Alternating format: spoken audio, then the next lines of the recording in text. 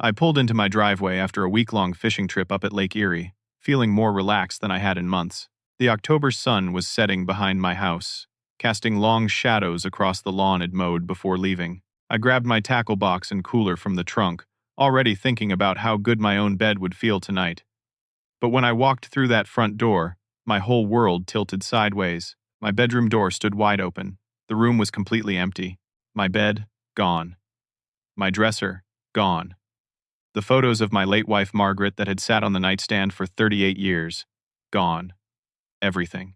And there in the doorway stood my daughter-in-law, Ashley, arms crossed, wearing a smile that made my blood run cold. She looked me straight in the eye and said, "It's our room now. Derek and I need more space." My heart was pounding so hard I could hear it in my ears, but something in me stayed eerily calm. I looked at her, not blinking, and said, "Pack your things. You'll need your own house tonight." Ashley's smile faded like someone had flipped a switch. She let out a nervous laugh, the kind that comes out too loud when you're not sure if you heard something right. "You can't kick us out," she said, trying to sound confident. But I heard the waver in her voice. "Derek is your son. This is family." I didn't respond. I just walked right past her into the hallway, pulled out my cell phone, and scrolled through my contacts. My hands weren't shaking, which surprised me. I hit the call button and waited. While that phone rang in my ear, my mind went back to how we got here. "My name is Rudy, and I'm 67 years old. I spent 35 years working as an insurance adjuster before I retired. I've lived in this 3-bedroom house in the suburbs of Cincinnati for 38 years. Margaret and I bought it when Derek was just a baby. We raised him here, celebrated every birthday and holiday in these rooms, built a life within these walls. 2 years ago, Margaret died. Cancer took her in 6 brutal months, and when she was gone, this house felt like a museum. Too big, too quiet, too full of memories that hurt to look at. Our son Derek was 34 now, married to Ashley for 6 years, and they had a beautiful little girl named Emma, who just turned 4. Derek had been working as a sales manager at a manufacturing company, doing well enough, but 8 months ago he got laid off. The company downsized, and he was caught in the cuts. When Derek called me to say they were struggling, that Ashley's part-time job at a boutique wasn't enough to cover their apartment rent, I didn't hesitate. I told them to come stay with me. I was excited, honestly. The thought of having family around again, of hearing Emma's laughter in these rooms, of not eating dinner alone every night. It felt like maybe some light could come back into this house. They moved into the guest bedroom. It wasn't huge, but it was comfortable. I converted the 3rd bedroom into a playroom for Emma, filled it with toys and books, and a little table where she could color. I thought Wed found a good arrangement. Derek could focus on his job search without the pressure of rent hanging over his head. Ashley could spend more time with Emma, and I'd have my family close. But things started changing about 3 months in. Small things at first. Ashley began making comments about the house being outdated. She'd walk through the living room and say things like, "You know, Rudy, this space is really wasted on just one person." She started rearranging furniture in the common areas without asking me. I'd come home from playing chess with my neighbor Patricia and find my reading chair moved to a different corner, or Margaret's favorite throw blanket missing from the couch. Then one day, I opened the cabinet to get my morning coffee, and Margaret's mugs were gone. All of them. The set Wed bought on our anniversary trip to Gatlinburg, the one with the cardinal on it that she used every single morning. I found Ashley in the kitchen and asked where they were. She barely looked up from her phone. "Oh, those old things? They were taking up space." I threw them out. My chest got tight when she said that, but I kept my voice level. "Those were Margaret's." She shrugged. "Well, Margaret's not here anymore. We need room for our stuff." Derek was in the next room, and I know he heard, but he didn't say anything. That's when I started noticing how quiet my son had become, how he'd look uncomfortable whenever Ashley made these comments, but he never stood up to her, never told her she was crossing a line. Last week, right before I left for my fishing trip, Ashley cornered me in the hallway. She had that same smile she wore today, the one that doesn't reach her eyes. She said, "Rudy, I've been thinking. This master bedroom is really too much space for one person. At your age, you don't need all that room. The guest room would be perfect for you. Smaller, easier to manage. Less stairs to worry about since it's right off the kitchen. I stood there looking at her. This woman who'd been living in my house for free for months. And I said very clearly, "No. This is mine and Margaret's room. I'm not moving out of it." Her face went cold. Not angry, just cold. Like I'd insulted her somehow. She didn't say anything else, just turned and walked away. I left for Lake Erie the next morning. The phone connected. Howard's voice came through, warm and familiar. "Rudy? How was the fishing?" "Howard, I need you to come to my house. Right now." He heard the tone in my voice and didn't ask questions. "I'll be there in 20 minutes. What's going on?" I looked at Ashley, whose face had gone from dismissive to worried. "I'll explain when you get here, but bring your briefcase. We're going to need documentation." Ashley took a step toward me. "Rudy, wait. Let's talk about this. We were just trying to help you downsize. You're getting older, and the stairs, they're hard on your knees." We thought, "Where are my things, Ashley?" She bit her lip. "They're safe. We put everything in a storage unit. We were going to talk to you about it when you got back, but you came home early, and you broke into my bedroom and removed everything I own without my permission." My voice was still calm, but every word came out hard and clear. "Where is my safe?" Her eyes went wide, just for a second. But I saw it. "What safe?" she said. "But she's a terrible liar." I pushed past her and walked into what used to be my bedroom. The closet door stood open. I looked inside, and my stomach dropped. The safe had been built into the floor of that closet when Margaret and I first moved in. We kept important things in there: her jewelry, our wedding album, birth certificates, the deed to the house, my military discharge papers. It wasn't just about the monetary value. Those were pieces of our life, our history. The carpet had been pulled back. The false floor panel lay to the side. The safe was gone. Just a dark hole in the concrete foundation where it used to be. I turned around. Ashley stood in the doorway, and now she looked genuinely nervous. "You took my safe," I said. "I was keeping everything secure," she said quickly. "Derek and I thought, with you gone for a week, what if something happened? What if someone broke in? We were protecting, you were stealing. That's not fair. We're family. Everything you have is going to be Derek's someday anyway. We were just what? Just taking it now?" I walked toward her and she actually backed up a step. "You planned this? You waited until I left. You had movers come in and empty my bedroom. You took my safe, which contains the deed to this house. This wasn't about helping me downsize or keeping things secure. This was about taking my home." Her mouth opened, but nothing came out. We stood there in the hallway, and I realized with absolute clarity that I'd been living with someone who saw me as an obstacle, not family. Someone who was counting down the days until she could claim what was mine. That's when I heard the front door open, and Derek's voice called out, "Dad? Ashley?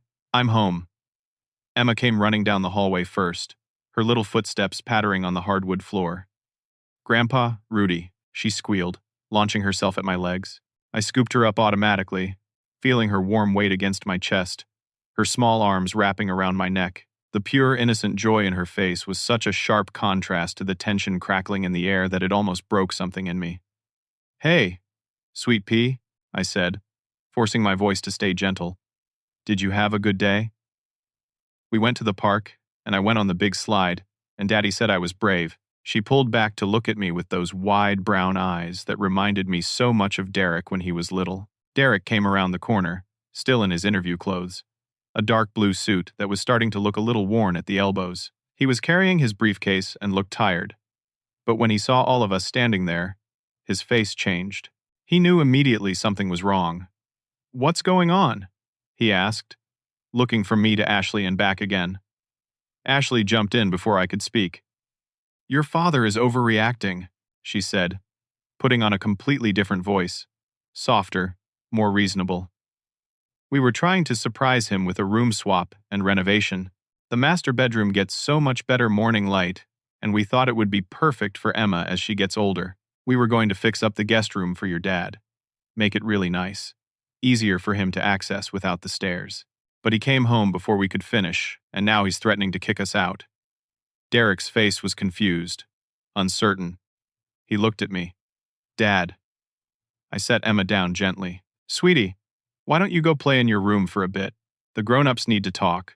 Emma sensed the tension and nodded solemnly, walking slowly toward her playroom and looking back at us over her shoulder. Once she was out of earshot, I turned to Derek.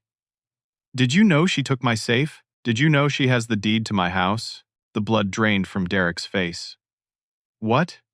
Your wife removed everything from my bedroom while I was gone. She put it in a storage unit, including the floor safe from my closet, the one with all our important documents. Derek turned to Ashley. You took Dad's safe. I was protecting it, she said. But her voice was getting defensive now. With him gone, I thought. You thought what?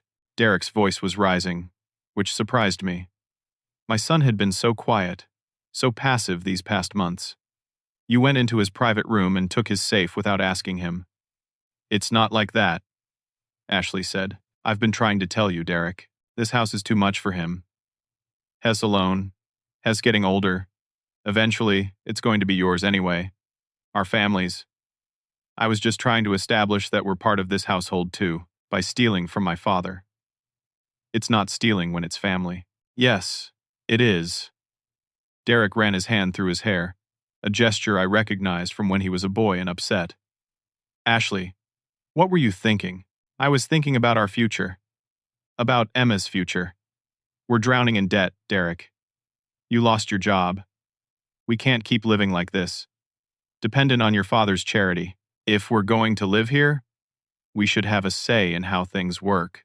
It's not our house, Derek said, and I heard something new in his voice.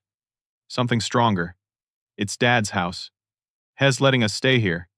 Exactly. Letting us, like we're guests, like we don't matter. I stepped forward.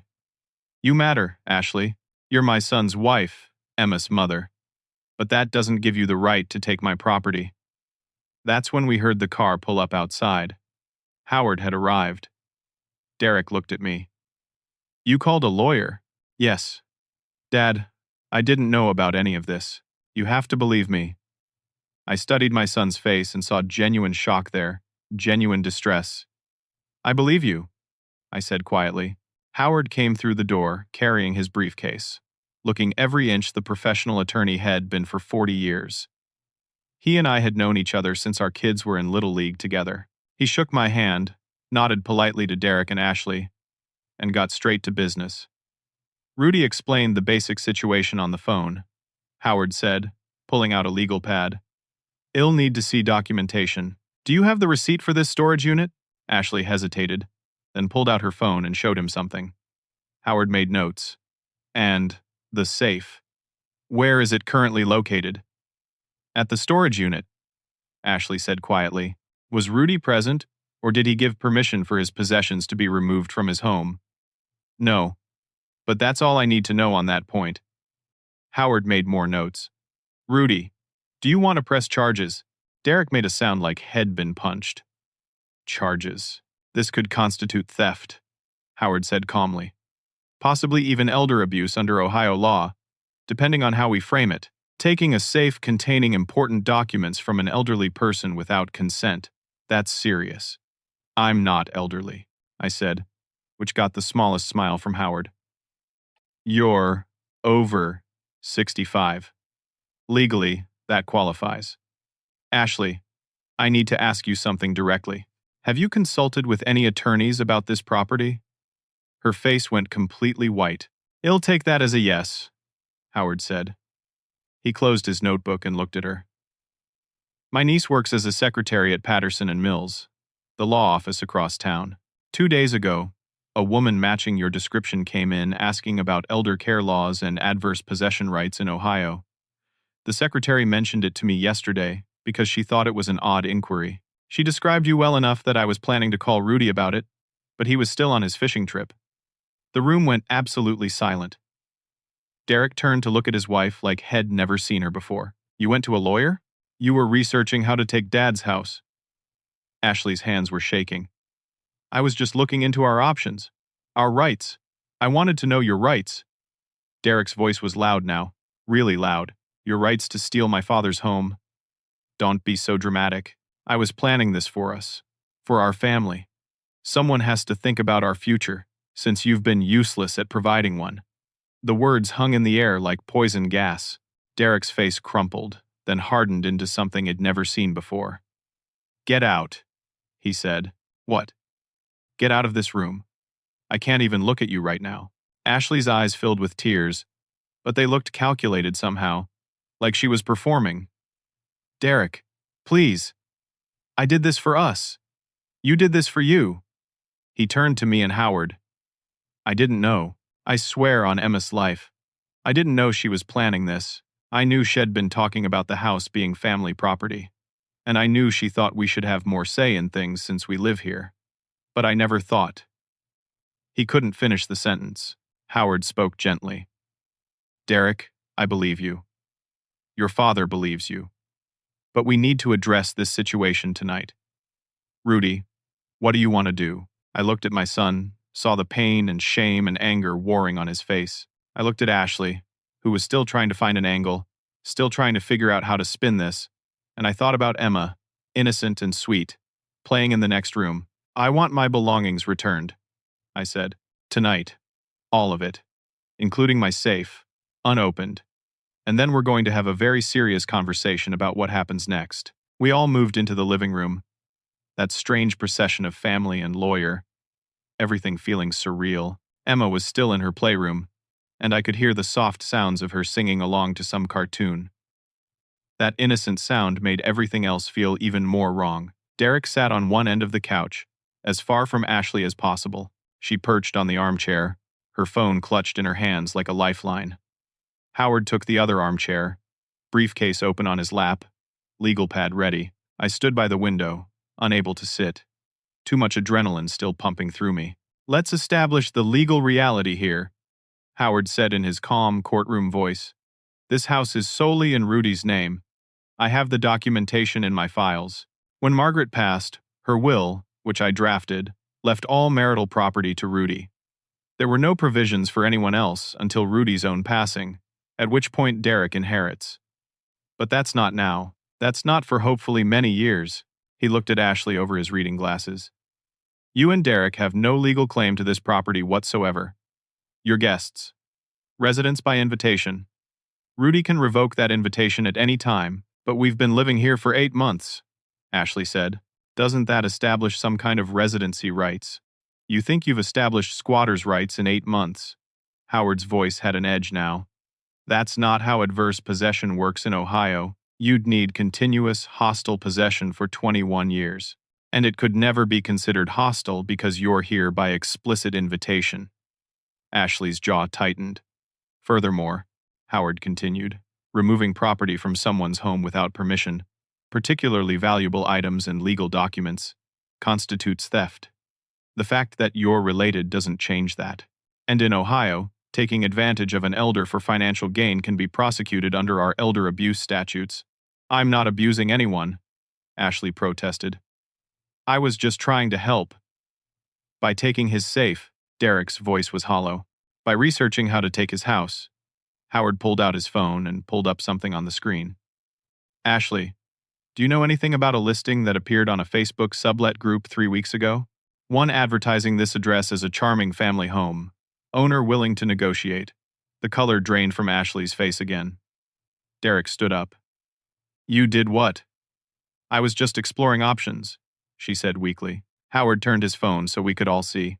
There it was. A post with photos of my house, inside and out. Photos of my living room, my kitchen. The description said the owner was an elderly man considering downsizing, and the property might be available for rent or rent to own. I felt sick looking at it. You were advertising my house, I said, my voice barely above a whisper. You took photos of my home and tried to rent it out from under me. I was trying to help with income, Ashley said desperately. We need money, Rudy. We're broke. Derek can't find a job. I thought if we could get renters for the other rooms, we could. You thought you could become my landlord. I finished. In my own house. Derek was pacing now, hands in his hair. What else? What else did you do that I don't know about? Ashley didn't answer. There's more, Howard said quietly. I did some checking after you called, Rudy. A real estate appraiser came to this house last Tuesday. He was scheduled by someone claiming to be the homeowner's daughter-in-law, preparing for the owner's transition to assisted living. I actually laughed, but there was no humor in it. Transition to assisted living? I play chess with Patricia every week. I fish. I do my own yard work. I'm in perfect health. Ashley's been telling the neighbors that you're declining, Howard said. Several of them have mentioned it to Patricia, who wisely didn't believe a word of it. Derek stopped pacing and stared at his wife. You were telling people, my dad is senile. I didn't say senile. I just mentioned he was forgetting things sometimes, getting confused. People his age. It's normal. I'm not confused, I said, anger finally bleeding into my voice. I'm sharper than you'll ever be. And I remember everything, Ashley. Every lie, every manipulation, every boundary you've crossed. You're twisting everything, she said, standing up now. I was trying to help. I was trying to secure our future because no one else was doing it. Derek certainly wasn't. Don't you dare, Derek said, his voice shaking. Don't you dare make this about me losing my job. People lose jobs. It happens. It doesn't give you the right to steal from my father. Hez going to leave you this house anyway. Why does it matter if we start treating it like ours now? Because it's not ours now, Derek shouted. Really shouted. And I heard Emma start crying in the playroom. Because he's alive and well, and this is his home.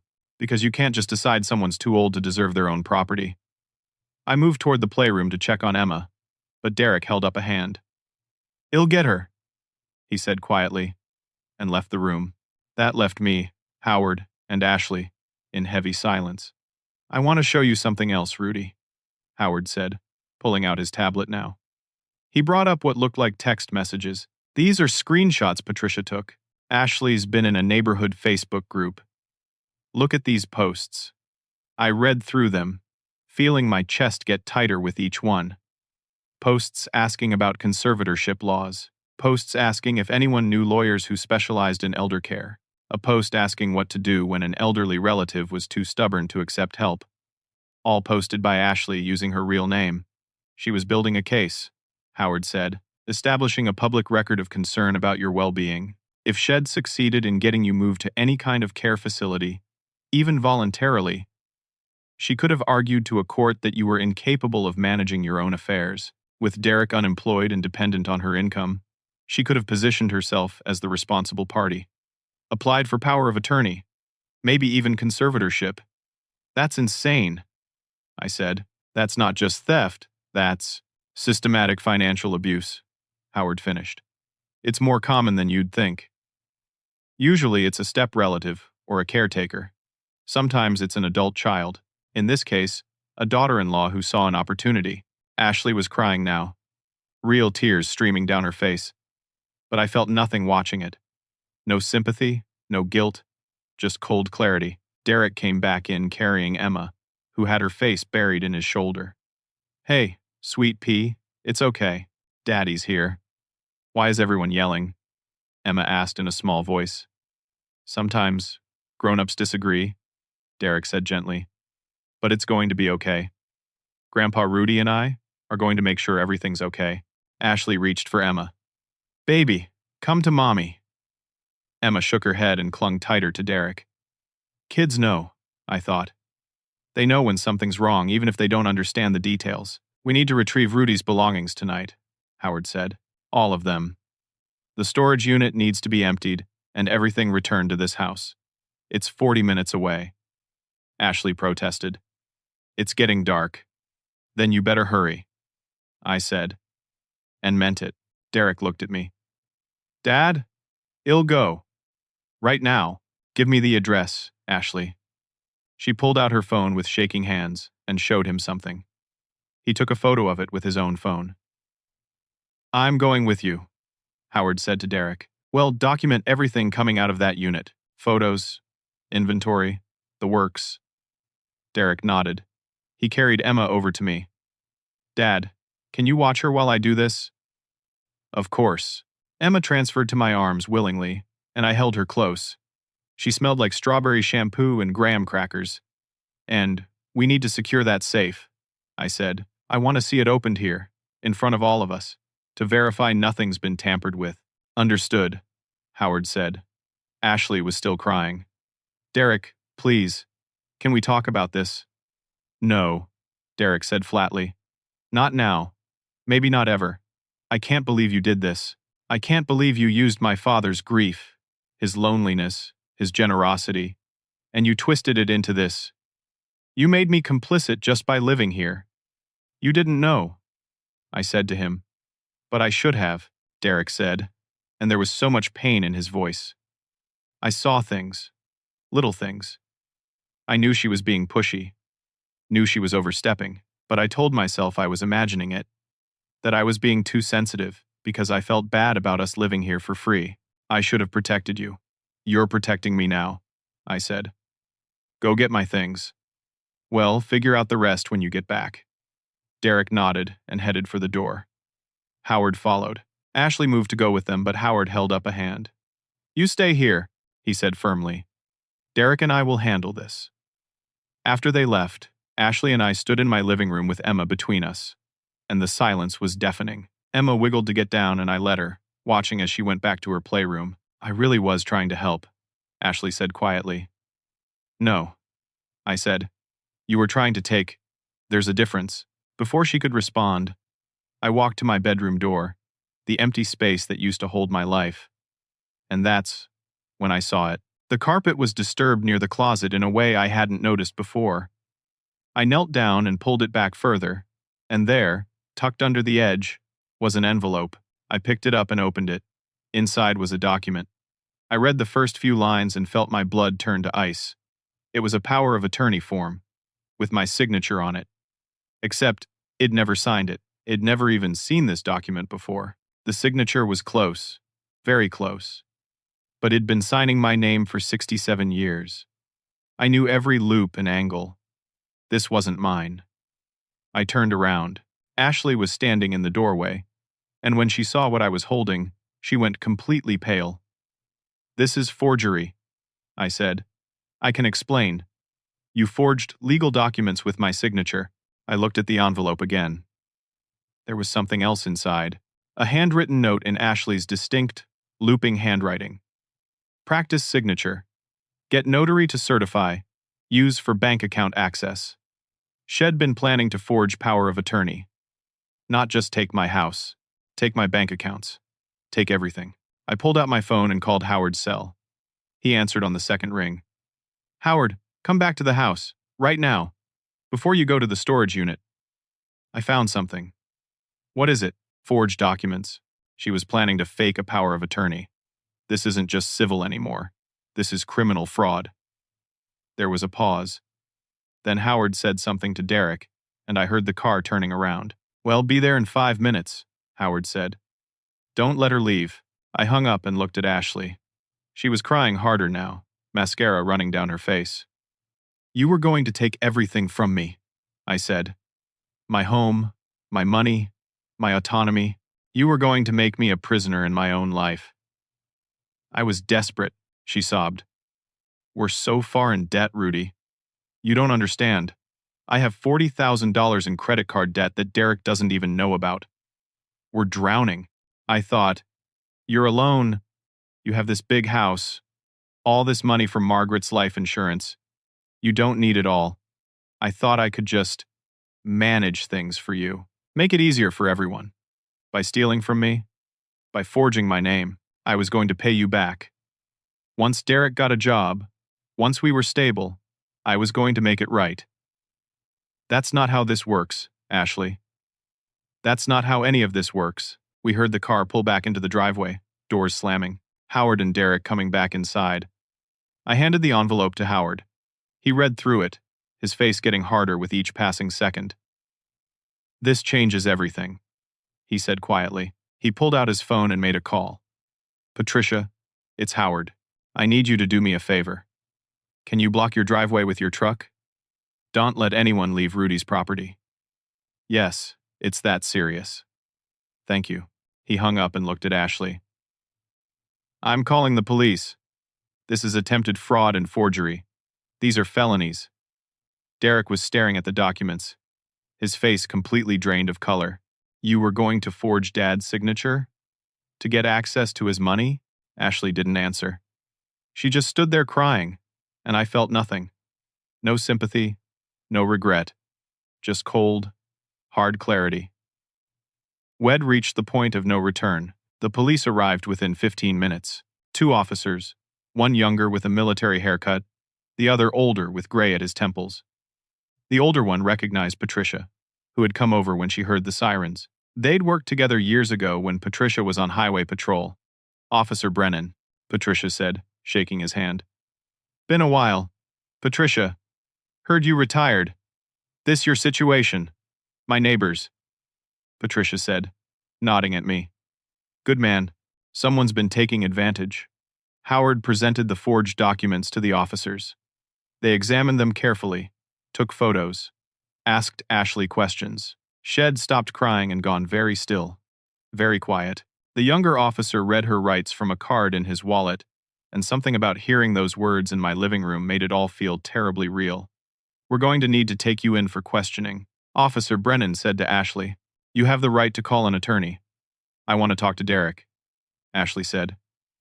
Derek was sitting on the couch, head in his hands. He didn't look up. Derek, please. I have nothing to say to you, he said to the floor. The officers asked if we wanted to press charges. Howard and I stepped outside to talk privately. This is your call, Howard said.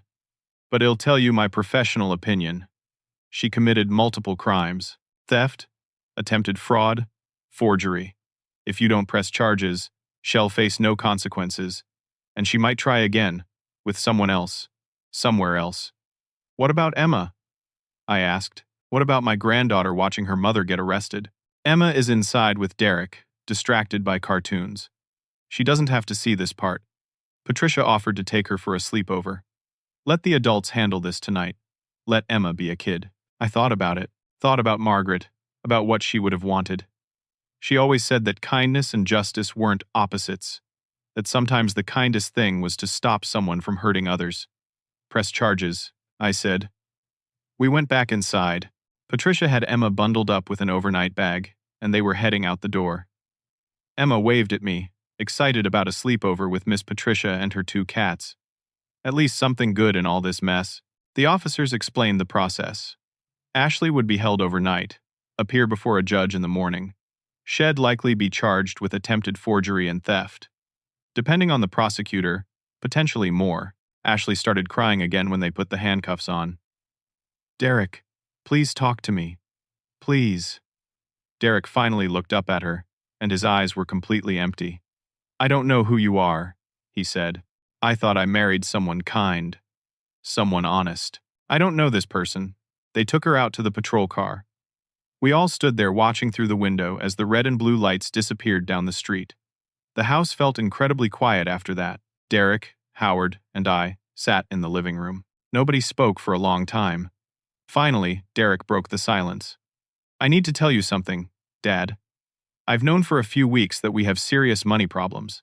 Ashley's credit cards, they're maxed out. She's been shopping constantly. Clothes, furniture, stuff for the house. I thought it was just stress from everything. I didn't realize she was planning this. He put his face in his hands. How did I not see it? How did I marry someone who could do this? People can hide a lot, Howard said gently. And sometimes financial stress makes people do things they wouldn't normally do. This wasn't stress, Derek said bitterly. This was calculated. She researched laws. She talked to lawyers. She forged documents. This took planning. I sat down next to my son. Derek, look at me. He turned his red-rimmed eyes to mine. You're not responsible for her choices, I said. You're responsible for yours. And tonight, you made the right ones. You stood up for what was right, even though it was your wife, even though it tears your family apart. That takes strength. I feel weak, Derek said. I feel like I failed you, failed Emma. I brought her into your house. I let this happen. You didn't know. But I should have. There were signs. I just didn't want to see them. We sat there for a while longer. Howard eventually left, promising to be at the arraignment in the morning. After he was gone, Derek and I were alone. "What do I do now?" Derek asked. "I don't have a job.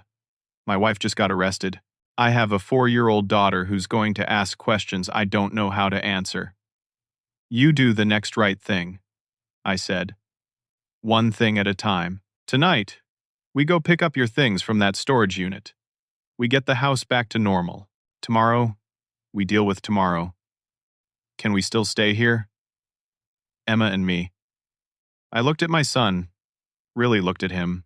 I saw the boy who used to build block towers in this living room, who scraped his knee learning to ride a bike in the driveway, who called me crying when Margaret died, and I saw the man he was becoming, standing up despite being scared, trying to do right by his daughter.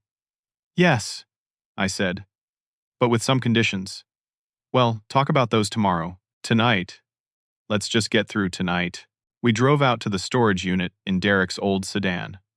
The facility was one of those big warehouse buildings, with orange doors and keypad locks. Derek had the code from Ashley's phone. We opened Unit 117 and I saw my life stacked in boxes and shrink-wrapped furniture, my bed frame leaning against the wall, my dresser, the nightstands, boxes labeled Margaret's photos and master bedroom in Ashley's handwriting, and there in the back, my safe, sitting on a dolly like they'd been planning to move it again soon. We loaded everything into a U-Haul truck Derek rented from the attached office. It took 2 hours and several trips. The whole time, Derek barely spoke, just lifted and carried and loaded, his face set in grim determination. When we got back to the house, it was past 11. We worked in the quiet darkness, reassembling my bedroom, putting things back where they belonged. The safe went back in its place in the closet floor. The photos of Margaret returned to the nightstand. My clothes, back in the dresser drawers. Derek was hanging up my shirts in the closet when something fell from behind them. An envelope, taped to the back wall. I picked it up and opened it. It was another note in Ashley's handwriting, but this one was different. It had a phone number, and the name Craig below it. He said to call when the old man was moved out. Said we could sell the house fast, split the profit. "Derek, look at this." He read it, and his face went from exhausted to shocked. "She was planning to sell your house?" "Whose, Craig?" We looked at each other, and I saw the same horrified realization dawning on both of us. There was more to this. More people involved. More planning. I pulled out my phone and took a picture of the note. Then I texted it to Howard. Even at 11:30 at night, he responded immediately. "He'll start looking into this Craig person first thing tomorrow.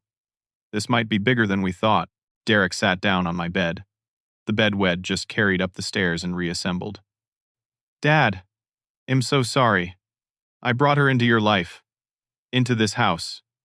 You also stood up tonight, when it mattered. You chose right over easy. That's what I'm going to remember." But as I said it, I couldn't stop thinking about that note. About this Craig person, whoever he was. About what else Ashley might have been planning that we didn't know about yet. I had a feeling the worst revelations were still coming. Derek and I didn't sleep much that night. I'd hear him moving around in the guest room, hear water running, hear the soft sounds of someone crying. Around 3 in the morning, I got up and found him in the kitchen making coffee. "Can't sleep either?" I asked. He shook his head.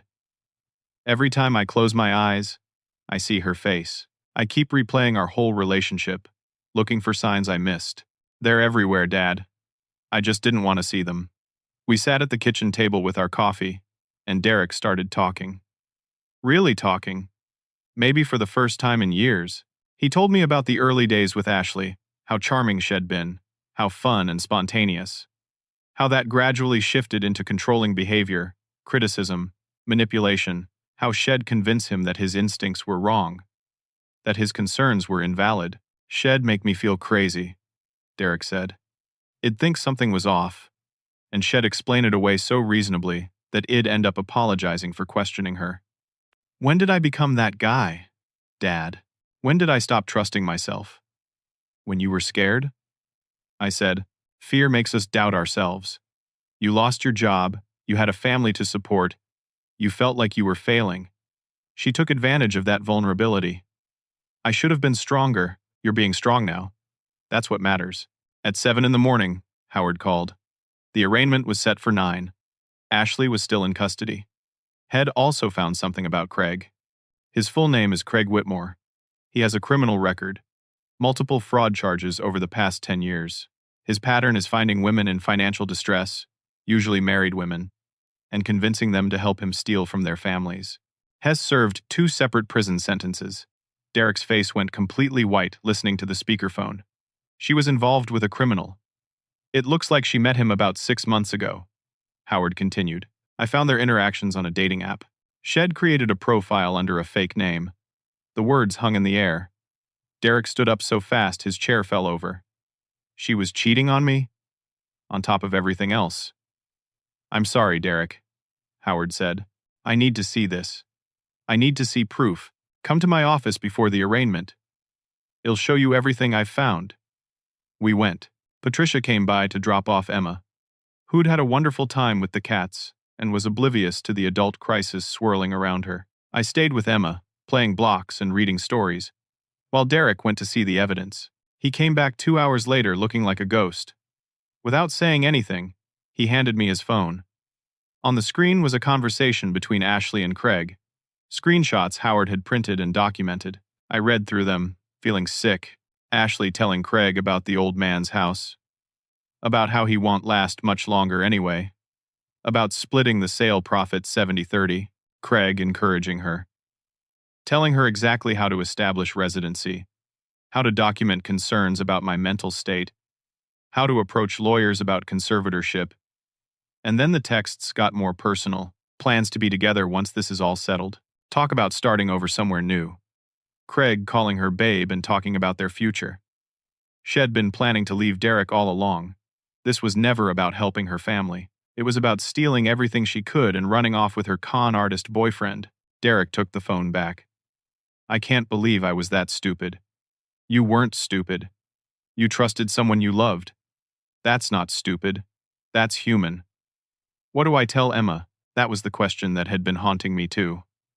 Emma was 4 years old. She loved her mother. How do you explain to a child that mommy did something very wrong? That mommy might go to jail? The truth, I said. In a way she can understand. That mommy made bad choices. That she hurt people. That sometimes even people we love do wrong things. We went to the courthouse for the arraignment. Ashley was brought in wearing an orange jumpsuit, her hair tangled, makeup smeared from old tears.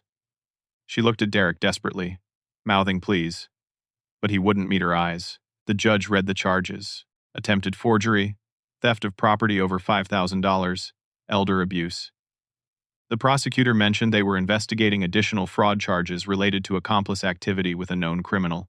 Ashley's public defender requested bail, but the prosecutor argued she was a flight risk given the evidence of planning to leave the state. Bail was set at $50,000. There was no way Ashley could make it. As they let her out, she called Derek's name. He finally looked at her. I'm sorry, she said. I'm so sorry. Please don't give up on me. Please don't take Emma away from me. Derek's voice when he spoke was calm, but I heard the tremor underneath. You took yourself away from Emma when you decided to do this. You chose a criminal over your family. You chose money over your daughter. That's on you, not me. Outside the courthouse, Derek broke down, just collapsed against the side of the building and sobbed. I held him while he cried. This grown man, who was still my little boy, and I felt my heart breaking for him. Howard found us there. Derek, we need to talk about next steps. You should file for divorce. The evidence of the affair alone gives you grounds. And you need to seek sole custody of Emma, at least temporarily, until Ashley's legal situation is resolved and she gets help. She needs help, Derek said through his tears. She's not well, right? This isn't normal behavior. Maybe if she gets therapy, medication, whatever she needs. Maybe, Howard said gently. But that's not your responsibility anymore. Your responsibility is Emma. Protecting her. Making sure she's in a stable, safe environment. Derek nodded slowly. I need to find a job. I need to be able to support her. I can't keep relying on Dad forever. I'm here as long as you need, I said. But you're right. You need to get back on your feet. For you and for Emma. We drove home in silence. When we pulled into the driveway, Patricia was on her porch with Emma, drawing chalk pictures on the sidewalk. Emma ran to Derek, and he scooped her up, holding her so tight I thought he might never let go. That night, after Emma was asleep, Derek came to my room. He looked exhausted, beaten down. But there was something different in his eyes, something clearer. Dad, I need to make changes. Big ones. I've been letting life happen to me instead of making choices. No more. What are you thinking? I'm going to take that logistics job I interviewed for last week. It's not glamorous, but it's steady pay, good benefits. I'm going to start therapy, work on whatever it is in me that let Ashley manipulate me like that. I'm going to file for divorce and for custody, and I'm going to pay you rent. I don't care if you don't want it. I need to do this. I need to feel like I'm standing on my own feet. I looked at my son and felt pride swell in my chest. Okay. We'll work out the details. But Derek, I have one condition. What's that? This is still my house. My home. We live together as family. But there are boundaries. Boundaries that get respected. Can you do that? Yes, sir. Then we have a deal. We shook hands, and it felt like a new beginning.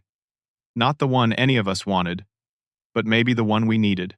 Later that night, I was sitting on my bed, looking at Margaret's photo on the nightstand, when Derek knocked on my door. Dad? There's something else I need to show you. He came in holding a small prepaid cell phone. I found this in Ashley's nightstand when I was packing her things for the jail. It's a burner phone. She kept it hidden. He handed it to me. I scrolled through the text messages, and my blood went cold all over again. The messages with Craig went back 6 months, but it wasn't just the affair that made me sick. It was the planning. Ashley telling Craig about my routines. When I went fishing. When I played chess with Patricia, Craig, coaching her on exactly what to say to lawyers, how to forge signatures, which documents to target. And then the messages from the past month. Ashley. The old man leaves for his trip tomorrow. I'm doing it then. Craig. Perfect. Once you have the deed and power of attorney, we move fast. My buyer is ready. Cash sale, no questions. We can be in Florida by the end of the month. Ashley. What about Derek? Craig. What about him? Hez useless anyway. You said it yourself. He can barely provide for his own family. You'll be better off without that dead weight. Bring the kid if you want, or leave her with her dad. Your choice, babe. I looked up at Derek. His face was streaked with fresh tears. She was going to leave Emma, he whispered. Our daughter. She was going to take your money and run, and she didn't even care if she took our daughter with her. I had no words. This went beyond betrayal, beyond theft. This was a complete abandonment of everything a mother, a wife, a human being should be. Derek took the phone back. Howard needs to see this. This proves she was working with Craig. This proves everything. Yes, it does. I don't know if he'll ever be able to forgive her, Dad. You don't have to, I said. Some things are unforgivable, but you do have to move forward. For Emma, for yourself. Derek nodded and left. I sat there in the bedroom that was finally mine again, in the house that was finally safe again. And I thought about how close I'd come to losing everything. Not just the house, not just the money, but my dignity, my autonomy, my peace. And I thought about how lucky I was to have people like Howard and Patricia, to have a son who, despite his struggles, ultimately chose right. Tomorrow, the police would add conspiracy to commit fraud to Ashley's charges. Craig would be arrested. The full scope of their scheme would come to light. But tonight, my house was mine. My family was safe, and that was enough. 2 weeks later, life had found a new rhythm. Derek got the logistics job and started the following Monday. It wasn't the sales management position Head dreamed of, but it was solid work with decent pay and benefits that included health insurance for Emma. He left the house at 6:30 every morning wearing khakis and a company polo shirt, came home at 5, played with Emma until her bedtime, and then studied online courses to improve his skills. I watched him transform day by day. He stood straighter, spoke more clearly, looked people in the eye again, The therapy was helping too. He went twice a week to a counselor who specialized in manipulation and emotional abuse. He was learning to recognize the patterns, to understand why he'd been vulnerable to Ashley's control. Emma was adjusting remarkably well, all things considered. She asked about her mother, of course. Where was Mommy? When was Mommy coming home? Derek and I decided on honesty, age-appropriate honesty. Mommy made some bad choices, Derek told her one night as he tucked her in. She hurt people, including Grandpa Rudy, so she has to stay away for a while and think about what she did. Is she in timeout? Emma asked. And, despite everything, Derek and I both had to suppress smiles at that. Something like that. Sweet pea. When I'm in timeout, I feel sad, Emma said thoughtfully. Is Mommy sad? Probably, Derek said. But sometimes we have to be sad when we do wrong things. That's how we learn. Emma seemed to accept this. She was resilient in the way kids are, able to adapt as long as her daily life felt stable, and we made sure it did. Same bedtime routine, same breakfast ritual, same afternoon playtime in the backyard. Patricia came over most afternoons, and she and Emma had become fast friends. The community support that emerged surprised me. Neighbors I'd barely spoken to started reaching out. Tom from 3 houses down, who worked in manufacturing, gave Derek a lead on some job openings. Susan, across the street, a teacher, offered free tutoring for Emma when she started kindergarten next year. Even the pastor from the church Margaret and I used to attend, though I'd stopped going after she died, stopped by with a casserole and an offer to talk if I needed it. I didn't realize how many people cared, I told Patricia one evening. We were on my porch, her with a glass of sweet tea, me with coffee, watching Emma play in the yard. People care when they see someone trying to do right, Patricia said in her straightforward way. You didn't roll over. You stood up, Derek standing up now too. That inspires folks. Howard had become a regular fixture at the house too, stopping by with legal updates but also just to check in. The case against Ashley was building. Craig had been arrested in Florida trying to board a flight to Mexico. He had identification documents with multiple names, $10,000 in cash, and a laptop full of information about other marks had been working. The FBI was involved now because he'd crossed state lines multiple times. Ashley's looking at serious time, Howard told me and Derek one evening. The prosecutor is offering a deal. If she testifies against Craig, provides information about his operation, she might get probation instead of prison time. But she'd have to plead guilty to all charges, accept full responsibility. What do you think she'll do? Derek asked. Hard to say. She's been pretty defiant in her conversations with her public defender, still trying to blame circumstances, claim she was manipulated by Craig. But the evidence doesn't support that. The text messages show her as an active, willing participant. Derek's face was hard. She made her choices. She lives with them. A few days later, something unexpected happened. Derek came home from work excited, the most animated I'd seen him in months. Dad, you won't believe it. My boss called me into his office today. I thought I was in trouble, but he wanted to tell me they're impressed with my work. I've only been there 10 days, but apparently I've already made improvements to their routing system that's saving them time and money. They're giving me a small raise, effective immediately. That's wonderful, son. And there's more. He asked about my background, and when I told him about my sales experience, he said they're creating a new position, sales coordinator for the logistics division. He wants me to apply for it. It'd be a significant pay increase, more in line with what I was making before. I pulled him into a hug. I'm proud of you. I couldn't have done this without you giving me a place to land, Derek said. When I felt like I was falling with no bottom in sight, you caught me. That's what family does. That weekend, Derek insisted on cooking dinner for everyone. He invited Howard and his wife Margaret, named after my Margaret, which had always made my wife smile. He invited Patricia and her husband Frank. And of course, Emma helped, stirring and tasting and getting flour everywhere. We sat around my dining room table, the one Margaret and I had bought 30 years ago, and it was full of laughter and good food and warmth. Emma told terrible 4-year-old jokes that everyone laughed at too hard. Howard and Frank argued good-naturedly about football. Patricia told stories about her highway patrol days. Derek looked happy. Really happy. For the first time in what felt like years. After dinner, while Derek was giving Emma her bath, Patricia pulled me aside. Rudy, I need to tell you something. I've been doing some digging. Old cop habits. What did you find? Craig Whitmore has a pattern. This isn't the first time he's targeted families with elderly parents. I found 3 other cases in the past 15 years. All of them involved married women with access to their parents' or in-laws' assets. In 2 cases, the elderly person ended up in a nursing home against their will while their homes were sold. In 1 case, the person died under suspicious circumstances, though nothing was ever proven. I felt cold. You think I was in danger? I think if Ashley and Craig had succeeded in getting control of your assets, you would have mysteriously needed full-time care very quickly. And accidents happen to elderly people. Falls downstairs, wrong medications. You know, the implication made me sick. Does Howard know about this? I told him this morning. Hess passing the information to the FBI. This might be part of a larger investigation into Craig's activities. Ashley might have gotten involved in something much bigger and more dangerous than she realized.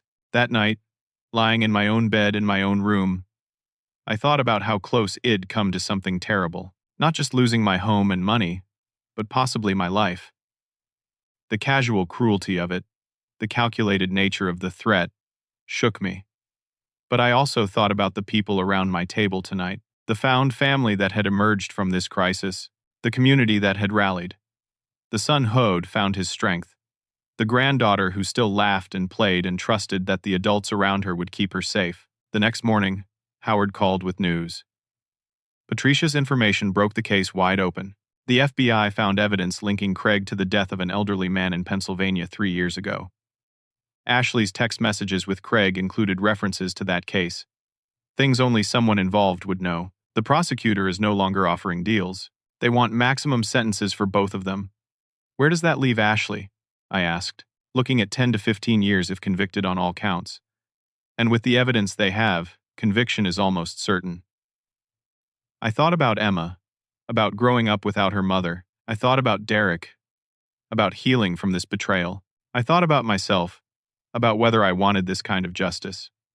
Howard, what would happen if I didn't press charges? If I dropped the complaint? There was a long silence. Rudy, the state has taken over some of the charges. It's not entirely your choice anymore. But even if you could drop your complaint, should you? This woman was part of a conspiracy that's gotten people killed. She was willing to let you be one of those people. I know. I just wonder about Emma, about what this does to her. Emma will be better off with a father who's strong and present than with a mother who's dangerous and manipulative. You know that. I did know that. But it didn't make it easier. A few days later, Derek got a letter from Ashley. It came through her lawyer since there was a restraining order. He brought it to me, unsure whether to open it. Read it, I said. You need to know what she has to say. He opened it at the kitchen table. I watched his face as he read, saw it cycle through pain, anger, disbelief. And finally, something like resolution. She says she's sorry. Derek said flatly. She says she was desperate, that she got in over her head with Craig. She says she never meant for anyone to get hurt. She wants me to bring Emma to visit her. What do you think? I think she's still lying, still trying to manipulate. She's facing serious time and she's trying every angle to get sympathy. He put the letter down. I'm not taking Emma to see her. Not now, maybe not ever. Emma deserves better than this. You're probably right. Dad, I need to ask you something. After everything she did, after everything we know now, do you hate her? I thought about it. Really thought about it. No, I said finally. I feel sorry for her. She had a family, a child, a life that could have been good, and she threw it all away for money and a con man. That's tragic. But I don't hate her. Hate takes too much energy, and I'd rather spend that energy on the people I love. Derek nodded slowly. I'm trying to get there. Right now I'm still angry. So angry. But I'm working on it in therapy. Working on forgiving her. Not for her sake, but for mine. That's wise, son. That weekend brought one more surprise. Patricia came over with information Shed found about Craig's operation. Turned out, had been recruiting accomplices through a forum on the dark web, teaching people how to exploit their elderly relatives. Ashley had found him there after searching for ways to deal with financial stress. She wasn't randomly seduced, Patricia explained. She went looking for this. She sought out ways to steal from you. Craig gave her the tools and encouragement, but the intent was hers. It was the final piece of the puzzle, the last bit of information that made everything clear. Ashley wasn't a victim who'd been manipulated into crime. She was a willing participant who'd sought out criminal knowledge and applied it to her own family. Derek took this information hard. It destroyed his last hope that maybe Shed been coerced. Maybe there was some explanation that made it less awful. Now he knew. Shed chosen this path deliberately. But in another way, it freed him. He stopped wondering what he could have done differently. Stopped blaming himself. Shed made her choices long before Head noticed anything wrong. There was nothing he could have done to prevent it. I'm filing for sole custody. Derek told me that night. No visitation until she's served whatever sentence she gets and completed a full psychological evaluation. Emma deserves better than supervised visits with someone who was willing to destroy her grandfather for money. I support that decision, I said. And changing our last name.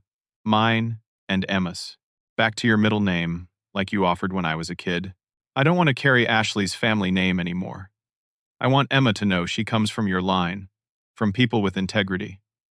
I felt tears prick my eyes. Your mother would be so proud of you right now. I hope so, Derek said quietly. I'm trying to be the man she raised me to be. It just took me a while to remember how. That night, after everyone was asleep, I sat in my living room and looked around at the home I'd almost lost. The walls Margaret and I had painted. The floors wed, refinished together. The memories in every corner. And I felt grateful. So deeply grateful. Not just that I'd kept it, but that I'd fought for it. Standing up for myself had been hard. Pressing charges against family had been hard. But it had been right. And sometimes right is more important than easy. 3 months passed, like water finding its level, everything settling into place naturally. Autumn had arrived in full force, turning the trees in my neighborhood brilliant shades of gold and crimson. I stood in my kitchen on a Sunday morning, preparing my famous pot roast, the recipe Margaret had perfected over 30 years of Sunday dinners. The smell of herbs and slow-cooking meat filled the house, and for the first time in years, it felt like a home again, not just a building full of memories. Derek had been at his new job for 10 weeks now, and had already received his first promotion. The sales coordinator position became his, with a salary that let him start paying down the debt Ashley had left behind. Head opened a separate bank account, started rebuilding his credit, and was putting money away for Emma's future. Every evening when he came home, he was present, engaged, playing with Emma, helping with dinner, talking about his day like he couldn't wait to share it. The transformation in him was remarkable. Head gained weight back, the gaunt look leaving his face. He smiled easily now, laughed at Emma's jokes, made plans for the future without that haunted uncertainty he'd seen for so long. Therapy was working. Head learned to set boundaries, to trust his own judgment, to recognize manipulation when he saw it. Emma had just started kindergarten and was thriving. She loved her teacher, had made 3 best friends already, and came home every day with artwork and stories that Wed listened to with exaggerated attention. She asked about Ashley less and less. When she did, we gave her honest, age-appropriate answers. Mommy had made bad choices and had to face consequences. Sometimes people we love disappoint us, but we still move forward. The legal situation had resolved 2 weeks ago. Ashley took a plea deal after all. Once she understood the FBI had enough evidence to put Craig away for decades and was prepared to prosecute her as a full partner in a conspiracy that had resulted in at least 1 death. She pleaded guilty to attempted fraud, theft, and conspiracy. She got 5 years in prison with possibility of parole after 3 if she showed genuine rehabilitation. She was also ordered to pay restitution, though Howard said Wed likely never see that money. Craig got 20 years. He'd be an old man when he got out, if he lived that long. The FBI was still investigating connections to other cases, other victims.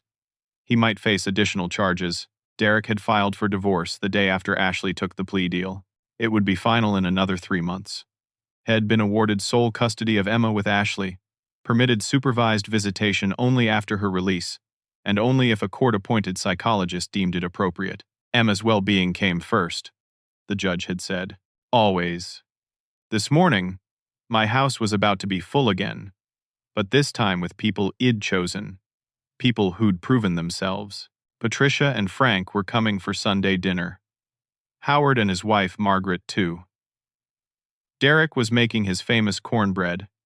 Emma was helping me set the table with Margaret's good china. "Grandpa, why do we use the fancy plates?" Emma asked, carefully placing a plate at each spot. "Because the people coming are special," I said. "And special people deserve our best. Are we special too?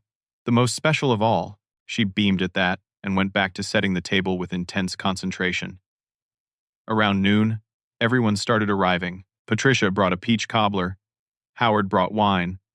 Margaret brought fresh flowers from her garden. We gathered in the living room while the roast finished cooking, and the conversation flowed easily. Tom from down the street had heard about the dinner and showed up with his wife and a case of beer. Susan from across the street came with homemade rolls. It turned into the kind of spontaneous gathering Margaret would have loved. People just wanting to be together. We sat around the dining room table, adults and Emma, passing dishes and sharing food and laughter. Emma told a joke about a chicken crossing a playground that made no sense, but everyone laughed anyway. Howard and Frank debated the Bengals' playoff chances. Patricia told a story about a traffic stop gone hilariously wrong. Derek looked around the table with something like wonder on his face. After dinner, while Derek was giving Emma her bath, I sat on the porch with Howard, both of us nursing coffee against the October chill. "You did good, Rudy," Howard said. "Standing up like you did. Not everyone would have had the courage. I didn't feel courageous. I felt angry and violated. Courage isn't the absence of fear or anger. It's acting rightly, despite those feelings." He took a sip of coffee. "You know, when Patricia first told me about Ashley's inquiries at that law office, I almost didn't call you. I thought maybe I was overreacting, making something out of nothing. I'm glad I trusted my instincts." "Me too, friend. Me too." Inside, I could hear Emma laughing as Derek made bath time into playtime, complete with silly voices for her rubber ducks. The sound was pure joy, uncomplicated and real. That night, after everyone had gone home and the house was quiet, Emma called for me from her room. I went in to find her sitting up in bed, her favorite stuffed rabbit clutched in her arms. "Grandpa, can I ask you something?" "Of course, sweet pea. Why did Mommy take your bed?" It was the question I'd been waiting for. The one I knew would come eventually. I sat down on the edge of her bed and thought about how to answer. Sometimes people forget what's really valuable, sweetheart. They think it's things or money. But it's not. It's love and trust. Emma thought about this seriously. "Are you still sad about it?" I smiled, surprised to realize the answer. "No, honey, because something good came from something bad. Your dad and I are closer now. You're here with me. We have Patricia and Howard and all our friends. I learned that my home isn't just the building. It's the people in it. I like living here," Emma said. "I like our family." "Me too, sweet pea. Me too." After I tucked her in and closed the door, I walked through my house, turning off lights, checking locks. I passed Derek's room and heard him on the phone with someone, probably a friend from work, making plans to go hiking next weekend. Normal plans, healthy plans. I ended up in my bedroom, the room that had been the center of this whole crisis, the room that was mine again, that would always be mine. Margaret's photo was back on the nightstand where it belonged, and I picked it up, looking at her smile. I did it. I told her quietly. I stood up. I protected what we built. I saved our son in the process. I could almost hear her voice saying, "Shed, known I would." That shed never doubted me. Margaret had always been the strong one in our marriage, the one who pushed me to stand firm when I wanted to accommodate, to fight when I wanted to fold. She would have been furious about what Ashley tried to do, but she'd have been proud of how I handled it. I set the photo down and looked around the room. Everything was back where it should be. The dresser against the north wall. The reading chair by the window where I could see the sunrise. The closet where the safe sat securely in its hiding place, deed and important documents locked away safely. But more than that, the house felt right again. It felt like mine, yes, but also like ours, Derek's and Emma's and mine, a family rebuilding, stronger for having been broken and put back together. I learned something through all this pain. Something I needed to understand. When someone betrays you, especially family, you have two choices. You can let it destroy you, make you bitter and small and afraid.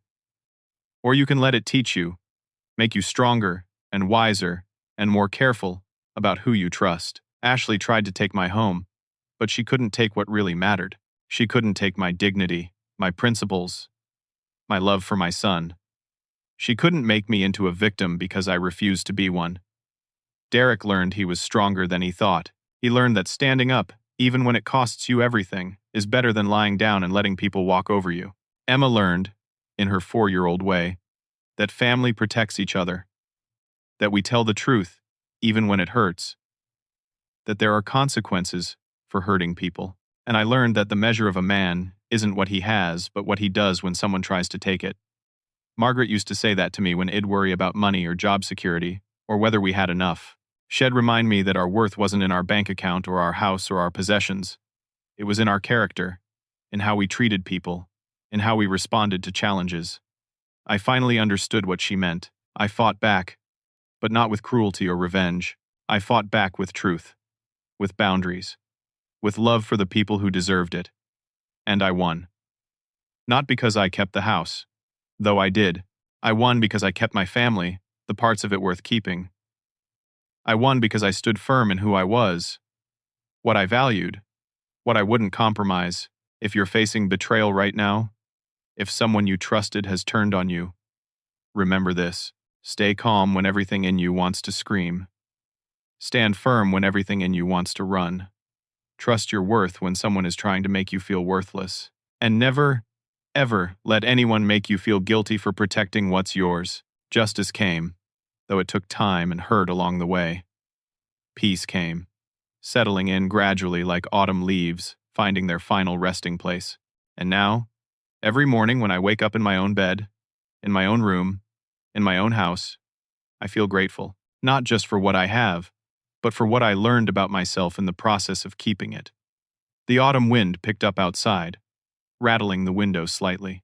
I pulled the curtain back and looked out at my yard, the leaves collecting in golden drifts under the oak tree Margaret and I planted when Derek was born. That tree had weathered storms, droughts, harsh winters.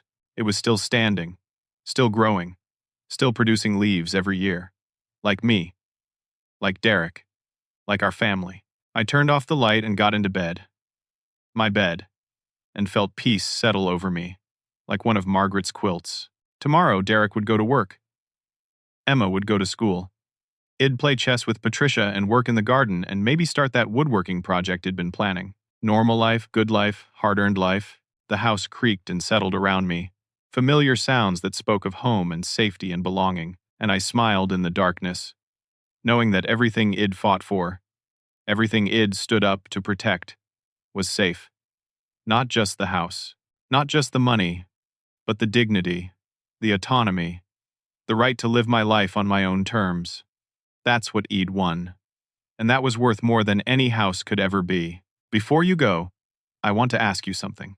Have you ever had to stand up to family, to someone you loved, because they crossed a line?